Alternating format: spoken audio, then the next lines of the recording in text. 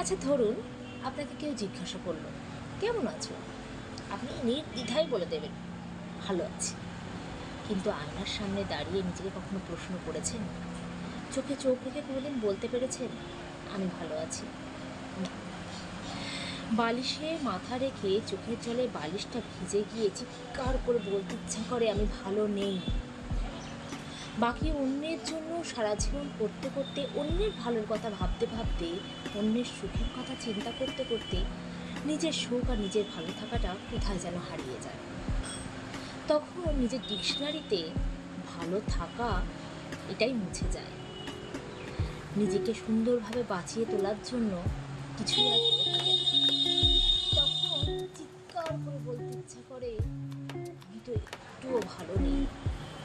তাই নিজের ডিকশনারিতে সব কিছু মুছে যাওয়ার আগে অন্তত নতুনভাবে সুন্দর করে ভালো থাকার চেষ্টা করুন। ছোটো ছোটো মুহূর্তগুলোকে নিজের মতন করে তুলে ধরুন। ছোটো ছোটো আনন্দগুলোকে অনেকটা আনন্দ করে নিজের মতন করে বাঁচুন। দেখবেন আপনি অনেকটা ভালো আছেন।